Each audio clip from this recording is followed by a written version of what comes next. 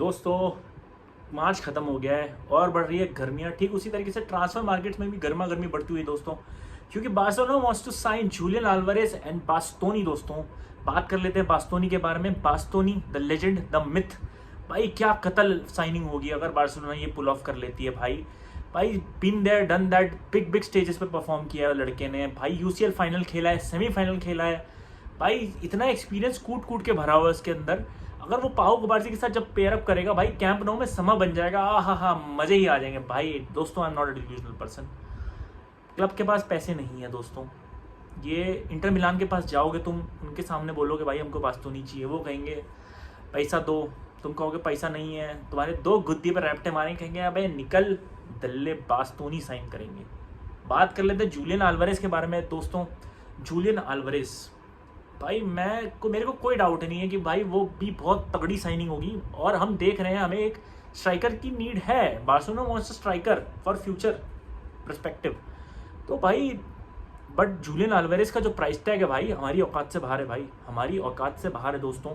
We can only sign with a good signing, we can spend up to 50 to 60 million, in that price tag we can easily get Victor ओशिमन।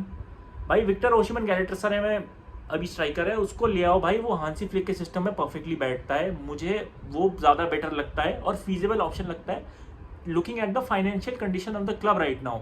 So I think कि भाई Victor ओशिमन के लिए जाना चाहिए Barcelona को, ना कि Julian Alvarez के लिए।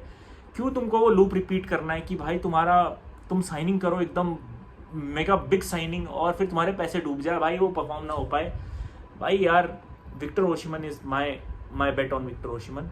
और जहाँ तक बात है इन दोनों साइनिंग्स की, भाई अगर क्लब की फाइनेंशियल कंडीशन ठीक होती दोस्तों, तो मैं सोचता नहीं, तो I would have been as a Barcelona fan, I would have been the most happiest person कि भाई मस्त साइनिंग हो जाएगी। मतलब इस टाइम बार्सिलोना के स्क्वाड में क्या कमी है?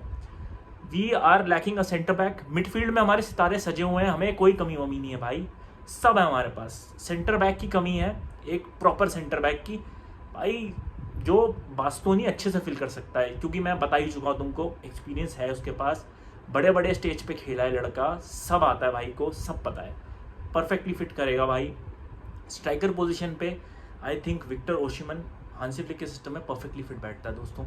क्योंकि भाई जो उसकी प्रेसिंग है वैसा ही चाहिए हांसी फ्लिक को, भाई वैसा ही चाहिए स्ट्राइकर। और स्ट्राइकर की पोजीशन ही खाली है क्योंकि हम लोगों को फरहान टोरेस के साथ खेलना पड़ता है दोस्तों। तुम्हें पता है लामीन यमाल और पेड्री का गोल कंट्रीब्यूशन क्यों कम है? क्योंकि हमारे पास फरहान टोरेस खेलता है। तो बार्सिलोना की रिक्वायरमेंट यही है कि जल्द से जल्द फरहान टोरेस को रिप्लेस किया जाए और दोस्तों वहाँ विक्टर ओशिमन बिठा दिया जाए, मेरे हिसाब से दोस्तों। बाकी तुम्हें क्या लगता है तुम कमेंट्स में बताओ मेरे को। और दोस्तों please like and subscribe my video and my channel. मैंने अभी नया शुरू किया है, सो प्लीज़ तो आप लोगों की सपोर्ट की बहुत ज़रूरत है मुझे। सपोर्ट की क्या ही ज़रूरत है, मतलब आप ही लोगों की ज़रूरत है, आप ही लोग करेंगे। Thank you guys.